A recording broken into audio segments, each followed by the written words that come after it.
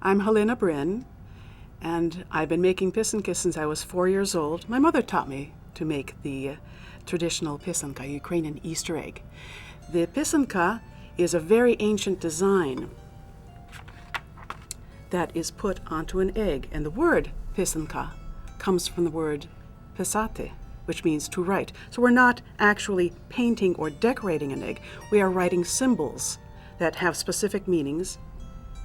Mark off your center here, and then lightly with a pencil divide your egg.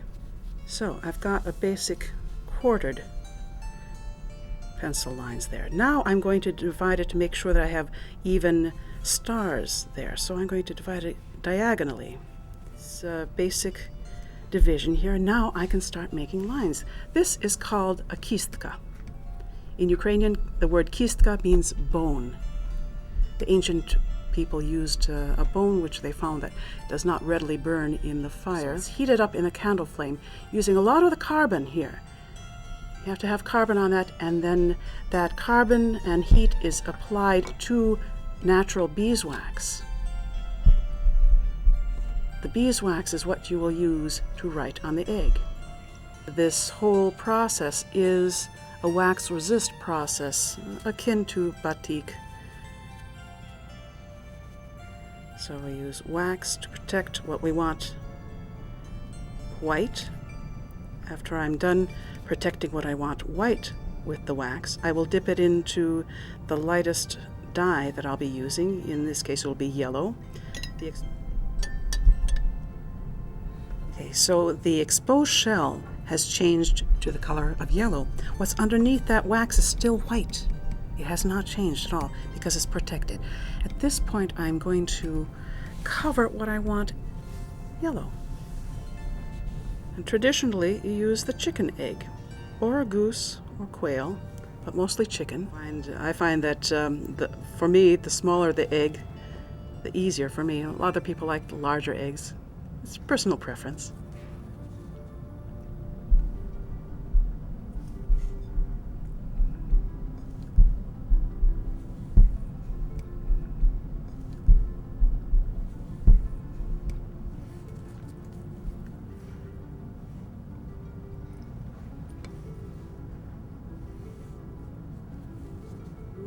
To add some color. With this egg, I'm going to put a red dot right there. I don't want to put red, the whole egg into red, because every dye affects the following dye. So I'm going to just do a highlight using a scarlet dye. Just using a toothpick. Dabbing a little bit of the dye there. And see how quickly it changes color? Now I'm going to put this into a very light blue dye.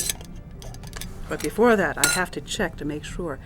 Did I cover everything I wanted white with the wax? Looks good. And now, since it's going to float, I need to use this as a weight.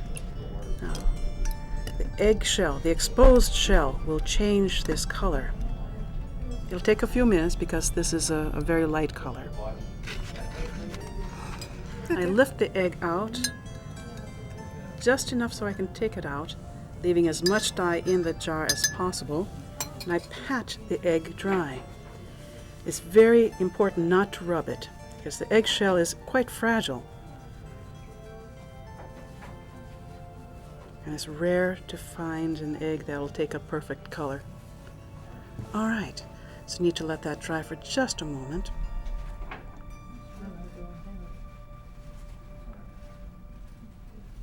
Oh, I wish you could smell the beeswax.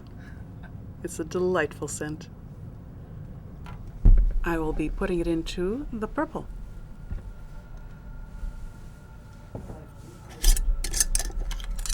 Right.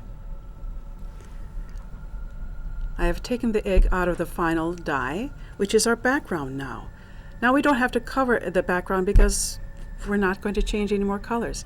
This is the magic moment. This is when we finally find out what the egg looks like. The final step, the finishing step, is to put a clear varnish or polyurethane on it. It strengthens the shell. It also protects the dyes from any kind of water. So when we put a very thin set of varnish coatings on it, put it onto a drying board, let it dry, and they're done.